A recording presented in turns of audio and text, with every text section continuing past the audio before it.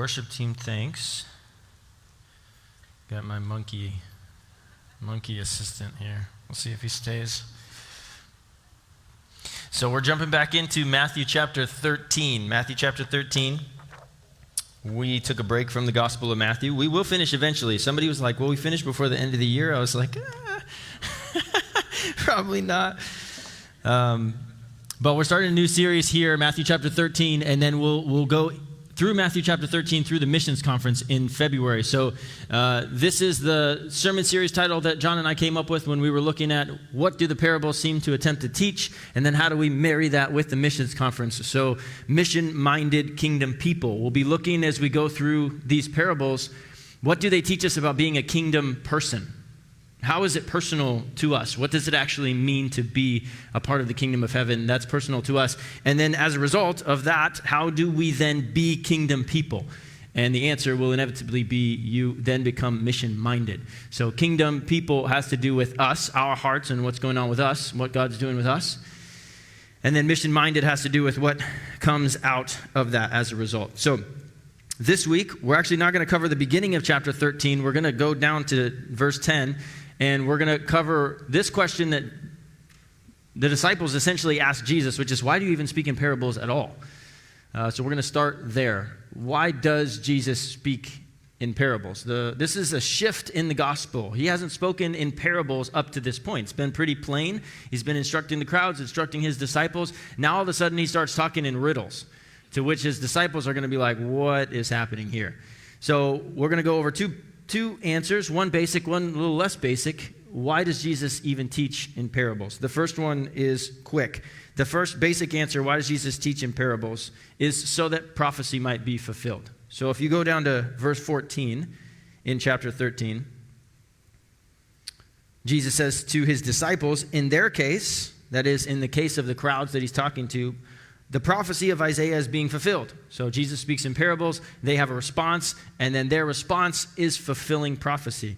Then if you go down to verse 34, chapter 13, verse 34, it says, all these things Jesus spoke to the crowds in parables. He did not speak to them without a parable.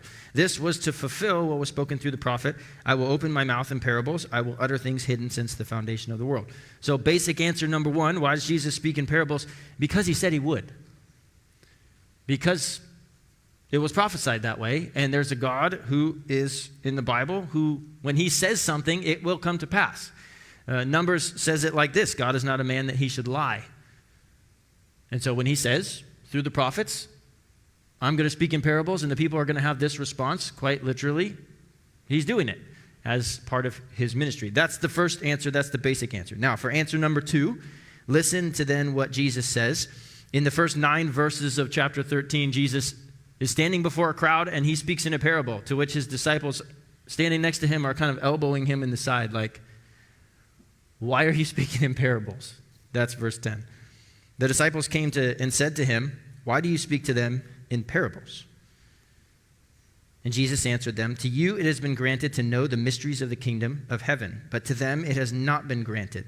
Now, hold on to this just in verse 11 for just a second. There's a choice of God in this verse, and it seems like God is completely in control. He tells his disciples, to you it has been granted, but to them it has not been granted. And that will make some of you uncomfortable. Like, whoa, wait a minute. God's deciding here? Who gets to understand the mysteries of the kingdom and who doesn't? And that's the sovereignty of God, we call that in theology. Now, hold on to that, because a couple verses later, we're going to balance the sovereignty of God with the will of man, and we're going to solve that problem. Not really. John's the only one who understands how complicated that is. But we're going to have a go at it in a seminary for a few minutes at least. Verse 12. For whoever has, to him more shall be given, and he will have an abundance. But whoever does not have, even what he has will be taken from him. He says, therefore, I speak to them in parables, because while seeing, they do not see, and while hearing, they do not hear, nor do they understand. Here's the reality with every single generation. There are obdurate people in every generation. Stiff-necked, hard-hearted, bull-headed, stubborn, unyielding, narcissistic, unteachable, prideful, arrogant, whatever you want to call it. There are people who live in la-la land. There are people who see reality, but they don't want to acknowledge reality. There are people who see that there are only two genders. Yes? A woman is a biological female. A man is a biological male. There are people who see that reality, but they refuse to see that reality. They live in la-la land of gender ideology. There are people who hear the truth, but they do not see the truth, or they argue for a lie. Life begins at conception. But they say, 15 weeks is good. Wait till they get out of the womb, then we're good. Now we have life. They hear the truth, but they argue for a lie. There's people in every generation who, although they know God, they don't want a relationship with him. They don't want to understand him. Instead, they pursue relationship with idols.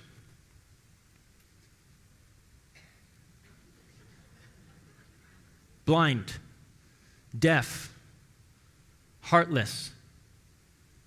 Well, we have stuffies in our day today. I mean, they had idols, and they built them, and they crafted them, and worshiped them. In our Western world, we'd look at the stuffy, and we'd say, well, I'm not going to worship it. I mean, it's a stuffy. And yet, we get the same runaround when it comes to materialism, or sex, or money. Blind, deaf, heartless things. It's no different than if I were to bow down to that little angel's monkey. You become, here's the reality, you become like what you worship. And when you worship something that is blind and deaf and heartless, I speak to them in parables because while seeing, they do not see, and while hearing, they do not hear, nor do they understand. Jesus knew this would be true of his generation. He knew it would be true when the prophets foretold it. He knew that the people would exist like that. Listen to what he quotes, verse 14. He says, in their case, in the crowds that he's speaking to, in their case, the prophecy of Isaiah is being fulfilled, which says, you will keep on hearing, but you will not understand. You will keep on seeing, but will not perceive, for the heart of this people has become dull. With their ears they scarcely hear, and they have closed their eyes. Otherwise they would see with their eyes and hear with their ears. They would understand with their heart. They would return.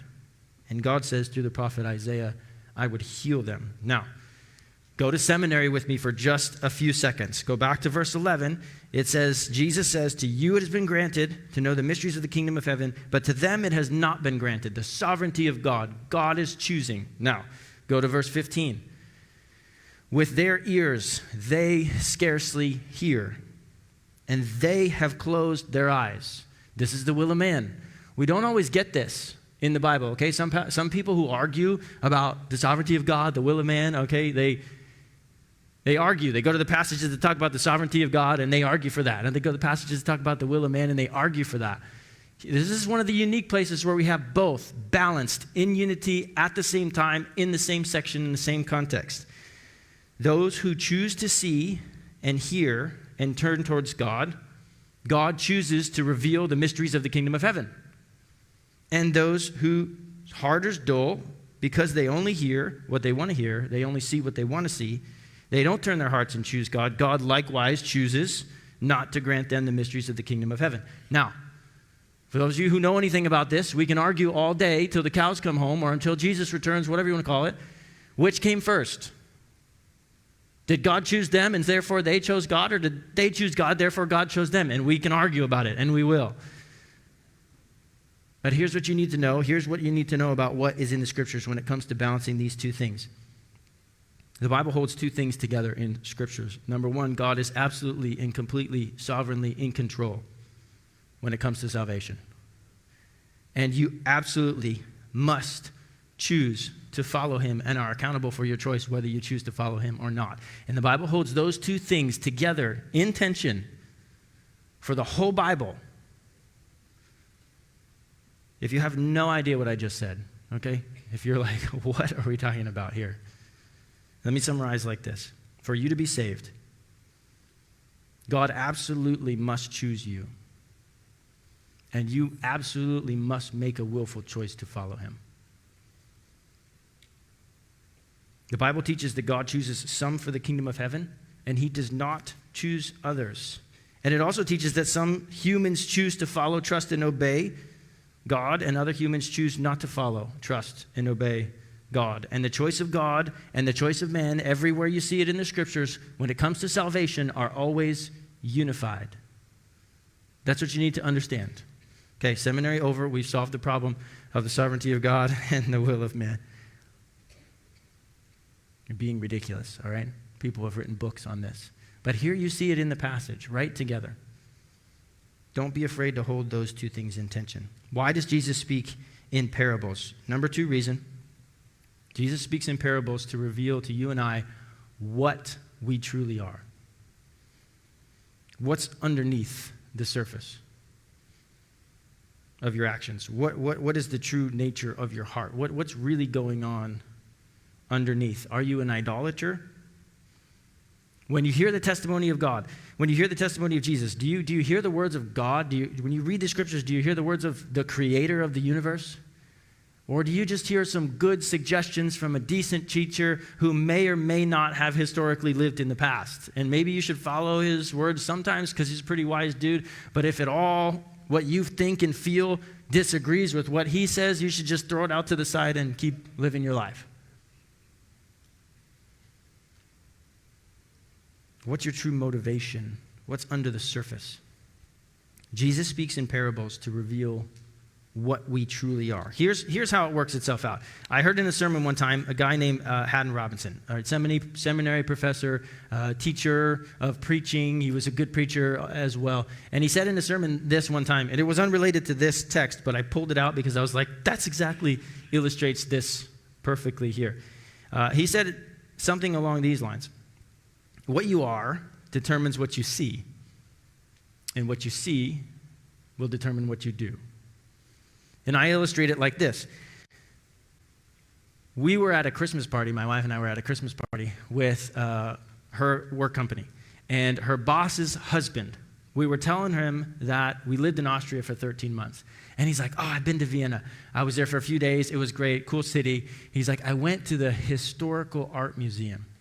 Because there's this Baroque-style artist that has this whole display in the Historical Art Museum in Vienna, and I loved it, so when I went there, I had to go, and he starts going off, and he's just like a 10-minute story. He's telling us all about it, and I'm kind of sitting there like, okay.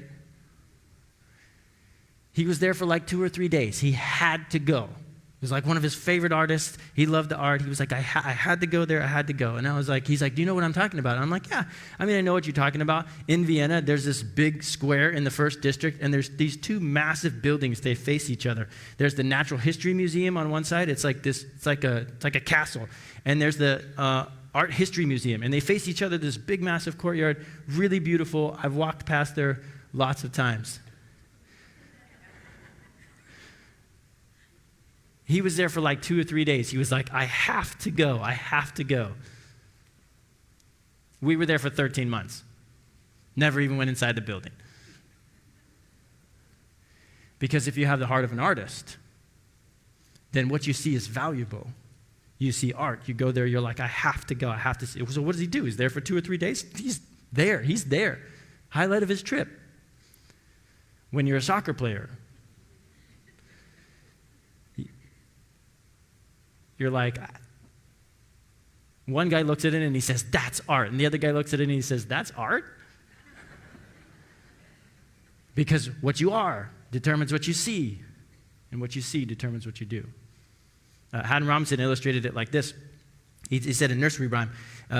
Maybe some of you are familiar with it. I wasn't, but maybe you are. It goes like this. Pussycat, pussycat, where have you been? I went to London to visit the Queen. Pussycat, pussycat, what did you there? He said, I frightened a little mouse under her chair. And he expands on the story. He says the pussycat gets back home, and the owner says, how was your trip? Where did you go? And he says, I went to London. Great, that's wonderful. What did you see in London? Wow, flipping through the pictures, I saw this, I saw this, I saw that. Oh, you saw the palace. How was it? Yeah, it was great. It was great. Did you get in the palace? Yeah, security for cats these days, not great. You went in the palace. Yeah, it was great. It was wonderful. Pristine. It was beautiful, old, but well-kept, really nice. Secret rooms. I got into all those. It was wonderful. What about the Queen? Did you see the Queen? Yeah, I saw the Queen. Yeah. What was she like? I mean, was she elegant? Was she mean? Was she what she's portrayed as? Did she have jewels on? How did she sit? How did she stand? What was it like? You met the queen. Come, cat, tell me. And the cat says, well, I don't much remember the queen. There was this little white mouse that was right under her chair. And I chased that little white mouse all over that palace. Because if you have the heart of a pussycat, what a queen does and what a queen says and what a queen looks like doesn't much matter to you.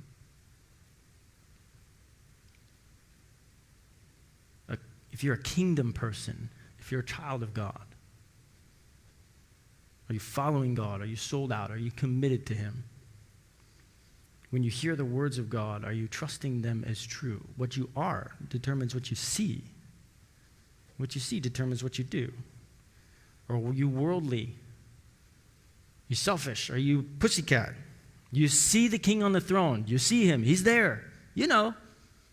But you don't have much time a day for what Jesus has to think or say or do. Instead, you notice that little white mouse under his throne, and you spend your whole life chasing that little white mouse labeled money or retirement or gender identity. Oh, I chased it all over the palace my whole life. If it's true that what you are determines what you see, and what you see determines what you do, it could also be said in the prophecy here that what you are determines what you hear, and what you hear determines what you do. Jesus spoke in parables to reveal the true nature of everyone hearing. What's truly going on, to expose you and I as we read him, as he teaches. What are you? Do you see the reality of your own sinfulness? Or when it's exposed in your anger, or your hate, or your lying, or your cheating, or your thieving, when you see it, do you close your eyes? I don't want to see it. When you hear the truth of a Messiah, Jesus Christ, born as a baby, lived, died for your and my sin. When you hear the truth, when you hear the gospel, he's returning to judge the world. Do you receive it? Do you hear the truth? Or do you argue for a lie? Maybe Jesus isn't real. Maybe he's not historical. Maybe he didn't really die. Maybe he didn't really raise from the dead. Maybe God is not real. You hear the truth, but do you argue for a lie? When you see the reality and you hear the truth, the question then becomes, what do you do? Do you harden your heart? Or does your heart soften to the gospel? Are you blind, deaf, and heart of stone, immovable? Some people, when they're confronted with the truth, reality, their own sinfulness, or the truth of the gospel, they double down. More rebellious, more anarchy, more selfishness, more sinfulness, more foolishness. That's what the parables are meant to do. Separate those who truly follow Christ from those who don't. Or are you done running from God? When you hear the truth and you see the reality of your own life, are you done running from God? Do you turn from your sin? Do you beg God for forgiveness? Do you apologize for being rebellious? Do you take full responsibility for your rebelliousness? Sometimes God forgives us, but there are real consequences in our life because of what we've already done that can't be taken back. And some people are willing to go to God and ask for forgiveness, but they don't understand why there's still consequences in their life. And so they wrestle still with the consequences. God, I'm still experiencing. Have you taken full responsibility for the sin in your life? Even to the point of realizing that I can be forgiven by God, and yet there still be consequences in my life for what I've done. And can you let go of wrestling with God in that and accept these are the consequences for my choices, my behavior? And it doesn't mean that God hasn't forgiven me, but I'm realizing the full weight of what I've done. Does your heart soften? Does the Spirit of God change you? Everyone has to make this choice. Everyone has to make this choice in their life. Everyone has to come to this conclusion in their life. I'm going to stop chasing the little white mouse. And I'm going to lift my eyes up to the King who sits on the throne. I'm going to stop pretending like he's not the one in the room that matters. You turn your heart from that little white mouse to the King who sits on the throne. And I guess, I can almost about guarantee that if the turning of your eyes goes from that little white mouse up to the throne of heaven with a repentant heart, with a heart that's willing to be softened and take responsibility, and is that God in that moment, the one who sits on the throne, will say, Anthony, I know that you've been living like a pussycat, chasing the things pussycats chase. But now you're a child of the King. Now you're something different. And he will, for the rest of your life, help you live different. Stop chasing the things of this world. Stop chasing the approval of man. Stop chasing those temporary, fleeting fulfillments. Stop chasing addiction. Stop chasing the little white mouse like you're an animal. And he'll say to you, you're not. You're something completely different. To those people who are willing to do that, he turns to his disciples and he says, verse 16, but blessed are your eyes because they see, and your ears because they hear. For truly I say to you that many prophets and righteous men desire to see what you see, and they did not see it, and hear what you hear, and they did not hear it. And he's talking about himself. He's talking about the coming of the Messiah. He's talking about many prophets desire to see the day when God would come to deliver his people, and you get to see it. Here I am. I'm standing in front of you. What you are determines what you see. And what you see will determine what you do. What you hear. What you are determines what you hear. And what you hear will determine what you do. Let me give you one more example. What do you hear when you hear coarse joking, overly sexualized, or inappropriately racist, or unreasonably sexist? There's some of you, and some of me too, it's a part of me still. When you hear it, there's a little part of you that chuckles inside. You're like, that's funny. It's that idolatrous part of us that hears that crudeness, that hears that immorality, and our response is, that's kind of funny. I mean, I wasn't going to say it, but now you said it. It's a little bit funny. And there's something about it that reveals something inside of us as to who we truly are. Because when there's idolatry in your heart, those things that are immoral and unrighteous, selfish, they're just a little bit funny. We sit back and we think, they're just a little bit true.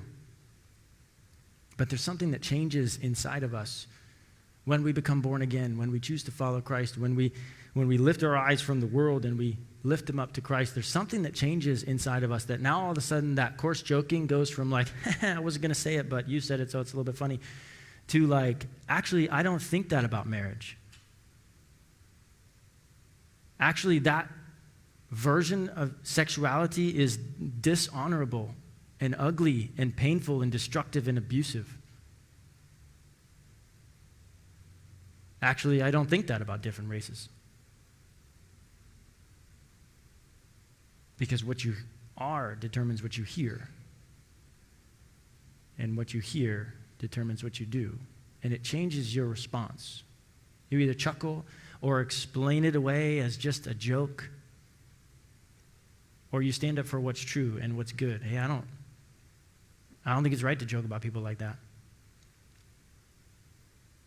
I don't think it's right to speak about marriage like that. This is what the parables are meant to do. We're going to have the band come back up. Jesus spoke in parables so that prophecy would be fulfilled. All right, that's the basic answer. God said he was going to do it, so he did it. The more complicated answer, the more dagger-like sort of answer is Jesus spoke in parables to reveal what we are, the true nature of everyone hearing.